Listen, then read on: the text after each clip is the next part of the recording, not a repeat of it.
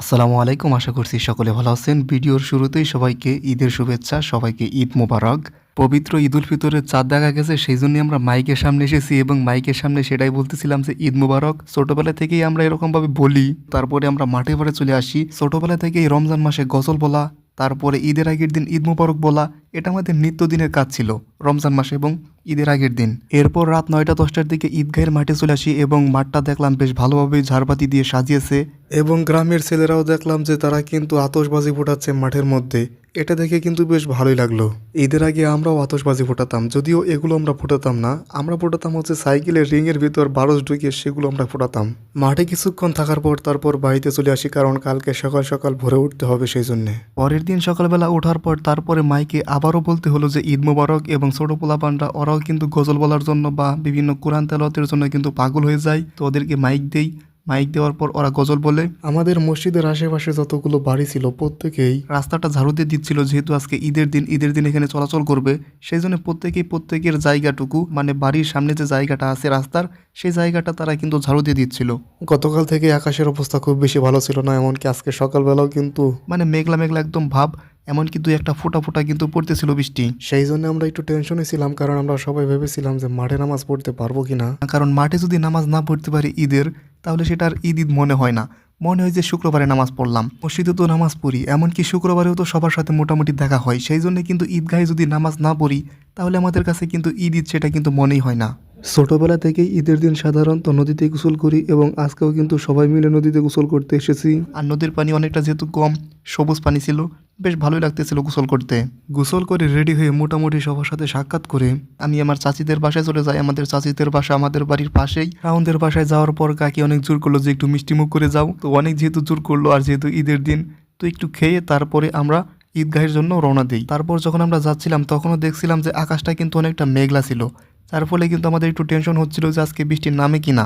কারণ নামাজ যদি পড়তে বসি, বা এখনও তো বয়ান চলতেছে, এখন যদি বৃষ্টি নামে তাহলে কিন্তু একটা ভোগান্তিতে পড়বে মানুষ। আমরা ঈদগাহের মাঠে গিয়ে দেখি ইতোমধ্যে অনেক মানুষই চলে এসেছে। আমরা মোটামুটি মিডিয়াম সময়ে গিয়েছিলাম, মানে খুব বেশি আগেও যাইনি, খুব বেশি পেছনেও যাইনি। তারপর আমরা পেছনে একটুক্ষণ দাঁড়িয়েছিলাম, কারণ চট বিছাদ ছিল। দীর্ঘ 1 মাস রোজা থাকার পর আল্লাহ তাআলা আমাদের এই ঈদ উল ফিতর নামক এক উৎসব দিয়েছে। এই আনন্দটা সত্যি মুখে ভাষায় প্রকাশ করার মতো নয়। যখন আমরা ঈদগাহের ময়দানে যাই, ঠিক তখনই আমার মনে হয় যে আল্লাহ তাআলা আমাদের জন্য পুরস্কার দেওয়ার জন্যই এই মাঠে আমাদেরকে ডেকেছে, এটাই ঠিক মনে হয়। আসলে এতটা ভালো লাগে যেটা কিন্তু বলার বাইরে।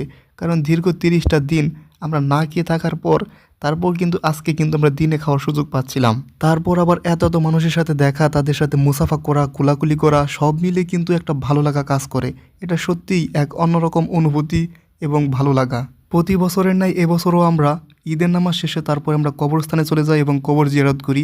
যেহেতু আমাদের মাঠ এবং কবরস্থান একসাথেই, মানে পাশাপাশি প্রায়, সেজন্য আমরা কবর জিয়ারত করতে যাই এবং সবাই মিলে কবর জিয়ারত করি। কবর জিয়ারত শেষে আমরা প্রত্যেকের বাড়িতে যাই, বিশেষ করে চাচাদের বাড়িতে যাই এবং তাদের সাথে সৌজন্যমূলক সাক্ষাৎ করি। আর আমি আমার 4 জন চাচাকে একসাথে ছবি তুলে দিই, যদিও এখানে একটা চাচা আমার মিসিং আছে, যিনি বিদেশে থাকেন।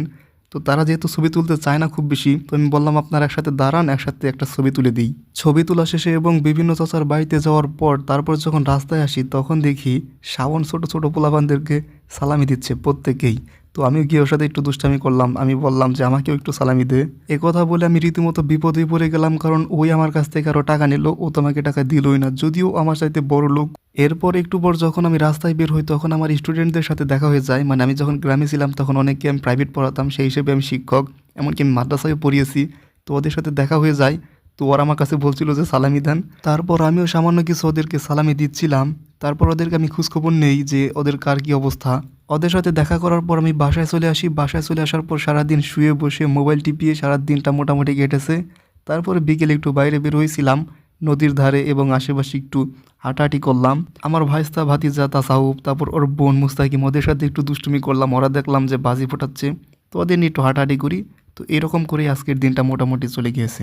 তো সব মিলিয়ে যদি বলি, আজকের দিনটা বেশ ভালো কেটেছে, সুন্দর কেটেছে, আলহামদুলিল্লাহ। আল্লাহ তাআলা এত সুন্দর একটা ঈদ দিয়েছে সেই জন্যে। কারণ সকাল থেকে তো আমরা ভাবছিলাম যে আজকে বৃষ্টি নামেই কি না, কিন্তু পরে দেখলাম দুপুরের দিকে কিন্তু রোদই উঠেছিল।